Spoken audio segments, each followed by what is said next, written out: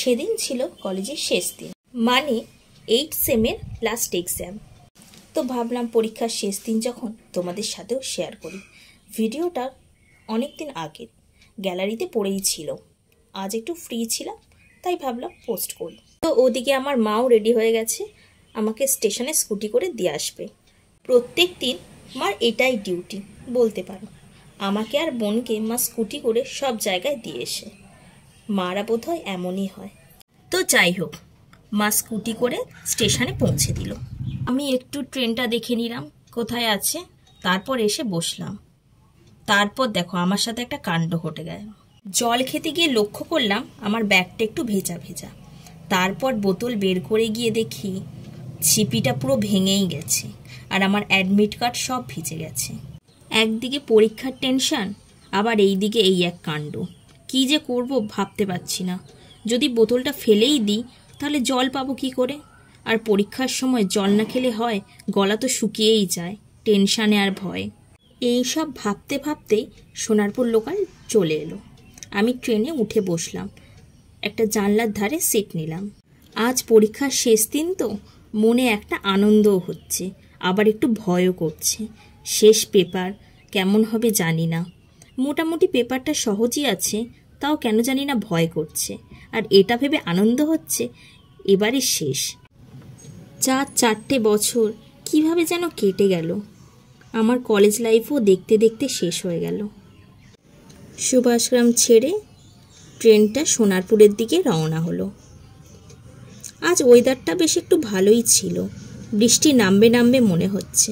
কিন্তু আমার যেমন পরীক্ষার চিন্তা হচ্ছে, সেরকমও চিন্তা হচ্ছে এই ছিপি ভাঙা বোতলকে নিয়ে এত দূর কীভাবে যাব। জলটা তো আর ফেলে দেব না। এদিকে আমার পরীক্ষার সময় 2টো থেকে 5টা, 3 ঘন্টা তো আমাকে টিকে থাকতে হবে পরীক্ষার হলে। জল না খেলে তো আমার এমনি আরোই গলা শুকিয়ে যাবে। এইসব ভাবতে ভাবতে অটোতে উঠে পড়লাম।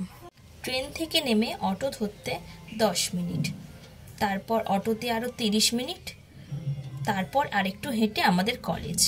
অটোতে মোট 30 থেকে 35 মিনিট লাগে। অটো থেকে নেমে গেলাম, এরপর সোজা কলেজ। একটু হাঁটতে হবে 10 মিনিট মতো। এখন দেখছি এখানে কড়া রোদ বেরিয়েছে। ও ঠিক আছে, একটু হাতে সময় আছে, তোমাদেরকে পুরো কলেজটা আমাদের ঘুরে দেখাবো। হাঁটতে হাঁটতে একদম কলেজের সামনে চলে এসেছি। ওই যে দেখো সামনের মাঠটা, ওটা আমাদের কলেজেরই। ওখানে সব ফুটবল আরও অনেক টুর্নামেন্ট হয়। এই তো আমাদের কলেজে এবার আমি ঢুকছি। রুম নাম্বারটা দেখলাম না, কারণ আগে থেকেই দেখা আছে। 3টে পরীক্ষা যে হয়ে গেছে, এটাই তো শেষ পরীক্ষা। তো কেমন অবাক লাগে, এই কলেজেই 4 বছর আগে এইভাবেই আমি ঢুকেছিলাম, আর সেটা দেখতে দেখতে এত তাড়াতাড়ি কেটে গেল। তো আমি এবার হাঁটতে হাঁটতে ওপরে উঠছি। পরীক্ষার হলে ঢোকার আগে আমি রোজ ওয়াশরুম করে যাই, যাতে পরীক্ষার সময় আর নিচে নামতে না হয়। তো দেখো এখানে আমি ব্যাগটা রেখে ওয়াশরুম থেকে ফ্রেশ হয়ে এলাম। কলেজে তোমাদের দেখাবো বলে একটু আগেই চলে এসেছিলাম। প্রত্যেকটা ঘরে পরীক্ষা চলছে জুনিয়রদের। ওদের পরীক্ষা শেষ হলে তারপর 2টো থেকে আমাদের এক্সাম হবে। ওই যে সোজা ঘরটা দেখা যাচ্ছে, ওখানেই আমি এক্সাম দেব। ঢুকে পড়েছি আমাদের রুমে। দেখো এটা হচ্ছে আমার জায়গা, আর আমার আশেপাশে সবাই হচ্ছে আমার বন্ধুরা, যারা এখন বেঞ্চে টুকতে ব্যস্ত। চলো এবার আমার পরীক্ষার সময় শুরু হয়ে যাবে। ফোনটা ব্যাগের মধ্যে রেখে দিলাম, তারপর পরীক্ষার শেষে আবার তোমাদের সাথে দেখা হচ্ছে। এক্সাম শেষ হয়ে গেল, খুব আনন্দ হচ্ছে মনে। ভালোই হলো শেষ দিন পরীক্ষাটা। আর আমি তো ছুটতে ব্যস্ত, কারণ ট্রেন আছে। এবার এই ট্রেনটা যদি না পাই, আমার পরের ট্রেনের জন্য অনেকক্ষণ দাঁড়াতে হবে। আর আমার সমস্ত বন্ধুরা টি-শার্টে তাদের নাম লিখতে ব্যস্ত। আমিও চাইলে লিখতে পারতাম, কিন্তু ইচ্ছে করলো না। আর একটু মাথাটাও ব্যথা ব্যথা করছে, আর ওয়েদারটাও কেমন খারাপ হয়ে আসছে। মা যাওয়ার সময় ওআরএস দিয়েছিল, ওটাই একটু খেয়ে নিলাম। তাড়াতাড়ি করে অটো ধরে সোনারপুরে নেমে ডায়মন্ডটা দাঁড়িয়ে থাকি। ওই ডায়মন্ডে উঠে পড়লাম।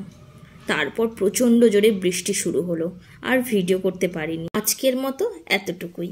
দেখা হচ্ছে পরের ভিডিওতে।